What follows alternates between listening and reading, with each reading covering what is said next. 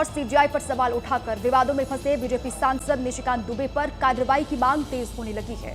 Supreme court के एक वकील ने अटॉर्नी जनरल को चिट्ठी लिखकर अवमानना की कार्रवाई की मांग की है। बीजेपी सांसद निशिकांत दुबे ने सुप्रीम कोर्ट के संवैधानिक दायरे और मुख्य न्यायाधीश संजीव खन्ना पर जो बयान दिया, उसके बाद उनके खिलाफ कंटेम्प्ट ऑफ कोर्ट यानी अदालत की अवमानना की कार्रवाई की मांग जोर पकड़ने लगी। सुप्रीम कोर्ट के एक एडवोकेट ऑन रिकॉर्ड ने अटॉर्नी जनरल को चिट्ठी लिखकर अवमानना के मुकदमे की इजाजत मांगी। वकील ने अटॉर्नी जनरल आर वेंकट रमनी को पत्र लिखकर निशिकांत दुबे के बयान की जानकारी दी है। इसमें कंटेम्प्ट ऑफ कोर्ट एक्ट का जिक्र किया गया है। दरअसल सुप्रीम कोर्ट के नियम के तहत अटॉर्नी जनरल या सॉलिसिटर जनरल की सहमति के बाद ही सुप्रीम कोर्ट की अवमानना की कार्रवाई शुरू हो सकती है। एडवोकेट ऑन रिकॉर्ड ने अपने पत्र में लिखा है कि संविधान में सुप्रीम कोर्ट को दायित्व दिया गया कि वो किसी कानून की संवैधानिकता की जांच करे। निशिकांत दुबे बातों को गलत तरीके से रखकर सुप्रीम कोर्ट को बदनाम करने की कोशिश कर रहे हैं। निशिकांत दुबे ने अपने बयान में सुप्रीम कोर्ट और सीजीआई को देश में धार्मिक युद्ध के लिए जिम्मेदार बताया था। बीजेपी अध्यक्ष जेपी नड्डा ने निशिकांत दुबे के बयान को निजी बयान बताते हुए इससे किनारा कर लिया।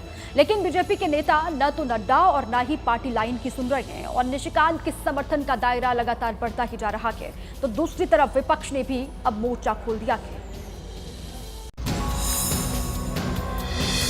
निशिकांत दुबे के बयान को लेकर बीजेपी की किरकिरी हो रही है।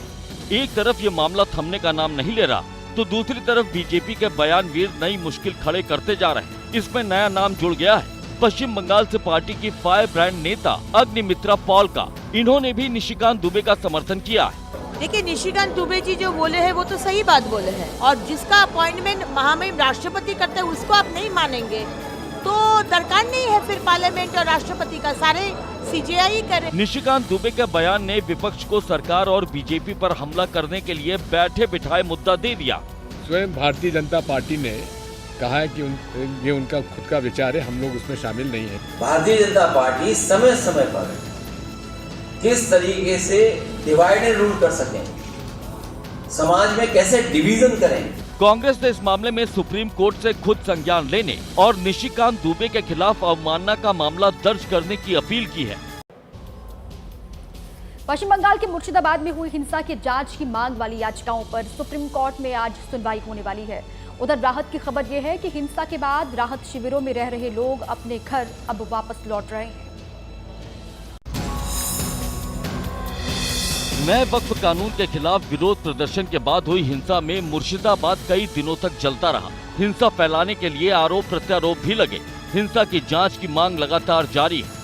इसी से जुड़ी याचिकाओं पर सुप्रीम कोर्ट में 2 जजों की बेंच में आज सुनवाई शुरू होगी।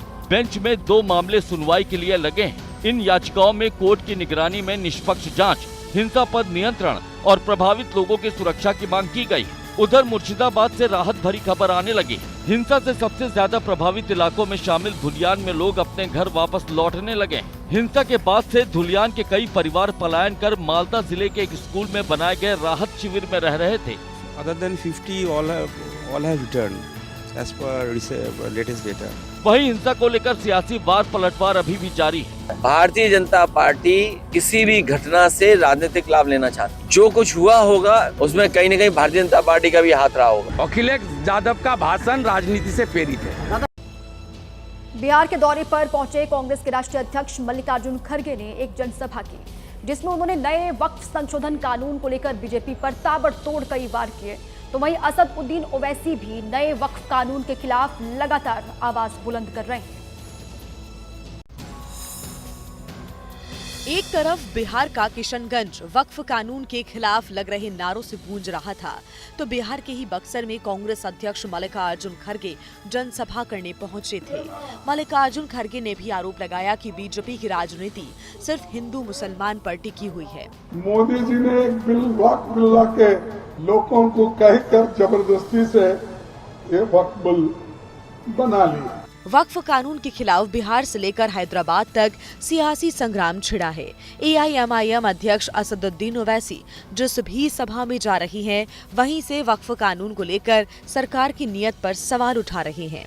आपके पास सेलफोन है, जरा खोल के लाइट जलाओ ताकि हम इस वक्त कानून के खिलाफ पूरे मुल्क को पैगाम दे सकें।